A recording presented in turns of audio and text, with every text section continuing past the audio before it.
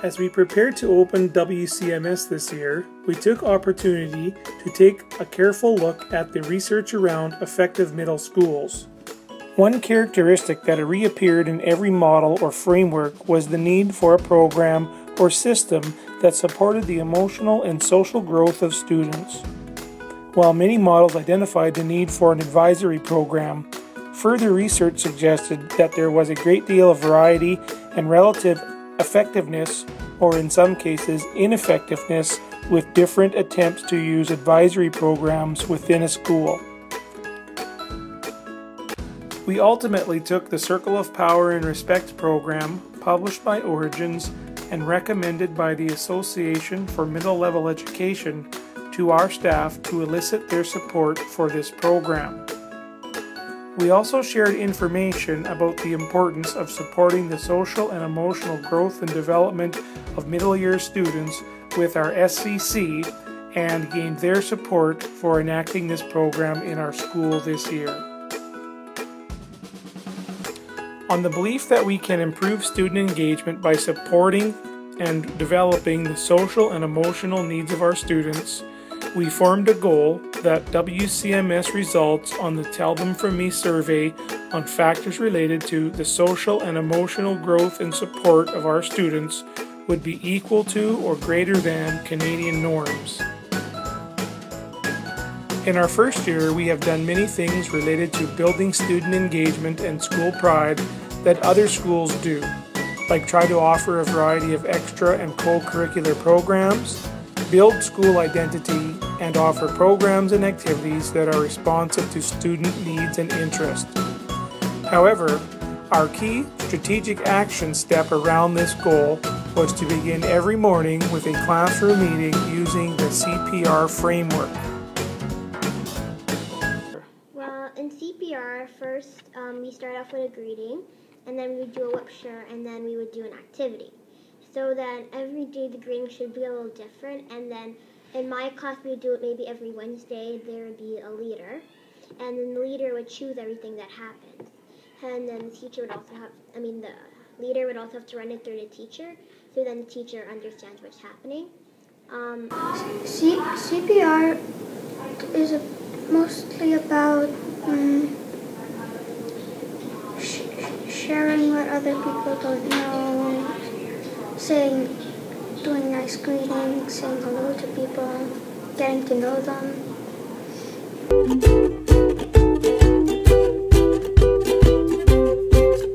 We were purposeful in making sure that this would happen by timetabling the first 19 minutes of each school day for CPR. We also provided a few key resources to all staff that included a copy of the Circle of Power and Respect resource book, and also have provided a weekly script for teachers to follow if they wish to, as this was a support teachers specifically requested as we began this fall. We have regularly used staff meeting time this year to discuss success and challenges, share ideas of what other things have been tried. These resources and other ideas found through print and the internet have been collected and shared on our school staff website. The CPR format is highly structured in its framework, but allows for a lot of flexibility and creativity with its four main components. What does a morning meeting look like? The first part of CPR is the daily news. This is a message that is read by students as they enter the classroom in the morning, and usually involves some kind of sign-in or response for students to do on the whiteboard. Second, as students circle up, a greeting is conducted where everyone greets and is greeted by others. The third part of CPR is the sharing component, where students have the opportunity to share what's happening in their lives, their opinions and preferences, as well as often ask questions and make comments in response to what others are sharing. The fourth part is the activity, which to no surprise is often the student's favorite part. This segment is a short energizer, game, or challenge for students to play or ponder together. The meeting concludes as the daily news is reviewed and clarified as needed. And yes, this happens in 19 minutes or less.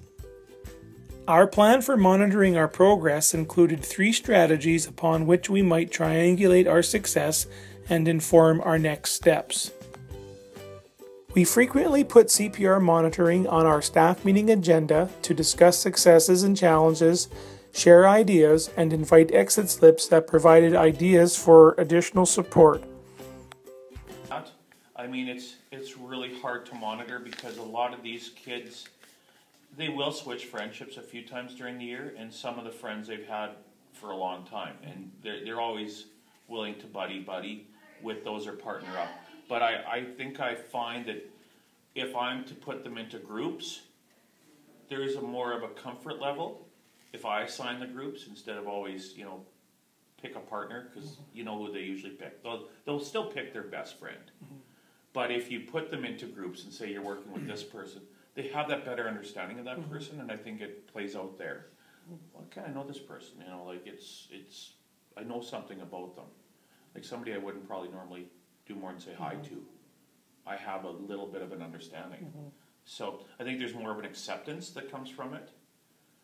Not just, not necessarily best friends, but an acceptance and a respect. There are some things that I see.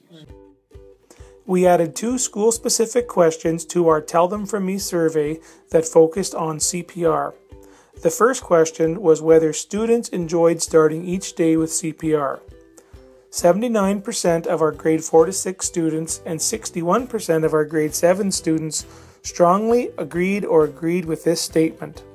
11% of grade 4 to 6 and 16% of grade 7 students disagreed or strongly disagreed with this statement. We also asked students whether CPR programming taught students the skills to help them build positive relationships with others. 71% of grade 4 to 6 students agreed with this, 17% did not know, and 13% disagreed. 43% of our grade 7 students agreed with this, a significant 38% did not know, and 18% disagreed.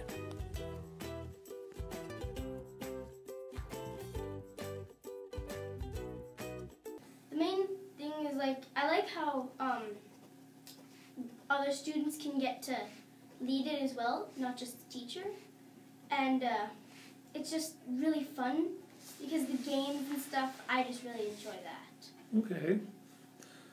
I think it's helped me to know my classmates and to trust my classmates. I wouldn't have gotten up and performed in front of my class if it wasn't for CPR.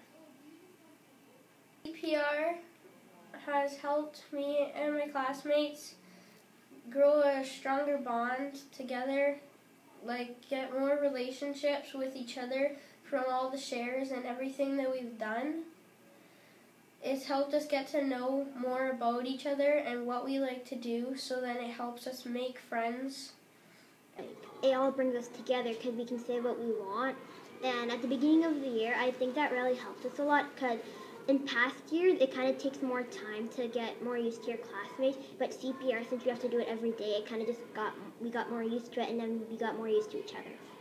CPR is fun because we get to play different games every day, and we get to you bring in shares and stuff, quotes. I remember one was from Marilyn Monroe. It was the whole world was blind. How many people would you impress? Not impressed by your new shoes or stuff, but what's on the inside. And it seemed like everybody liked that one. Okay, yeah. How did we know we were making progress? While the monitoring pieces of staff feedback, student surveys, and interviews suggested we were on the right track, there are 2 other pieces of evidence that are important to share. The first is with respect to the weekly plans or scripts that were provided throughout the course of the year. We have observed that as the year has proceeded, teachers are using this support less frequently as their confidence has grown. And even more promising, as teachers release responsibility for the planning and leading of CPR to their students. One of the most exciting developments is the increasing leadership role our students are playing, which is an identified component of the CPR model. Students are taking this and running with it. The things that stick out to me with CPR, it's when I get to do it. Okay. To me, that's really awesome, and I just love doing it. I like leading it because you can get your own ideas and do your own things, and you can tell the class and show them different kind of things, not just do the same old thing, just change it up. You people, all of this. You guys are all going to close your eyes. In the back, everyone, except the front. Okay? Except the front, they're not going to close their eyes. Now, when they squeeze, they're going to squeeze up on the head, and they're going to squeeze in. And then it's going to go all the way back. And then the first person back here to feel the squeeze grabs the ball. And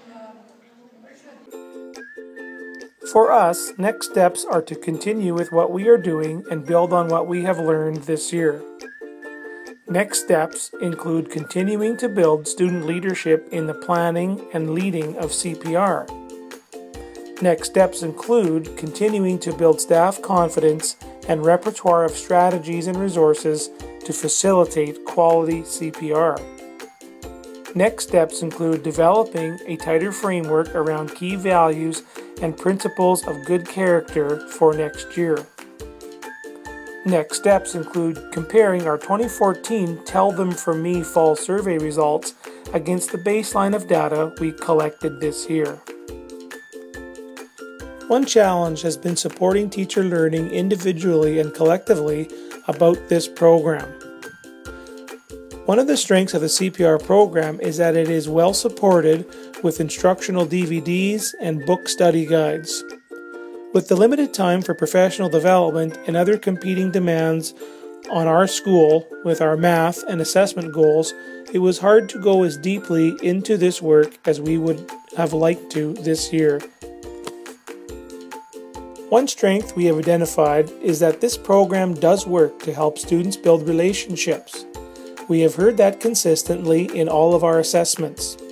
This has been time well spent, has contributed to the formation of a WCMS culture, and has helped build skills and leverage relationships to other aspects of the classroom and school.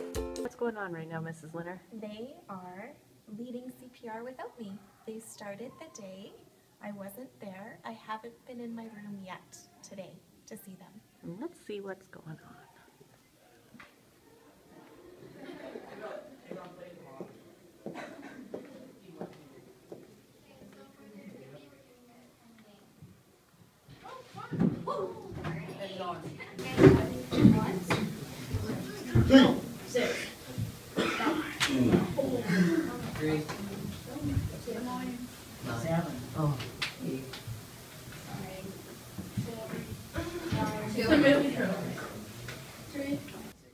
Mrs. Leonard, how are you feeling about the social emotional growth of your grade 7s right now?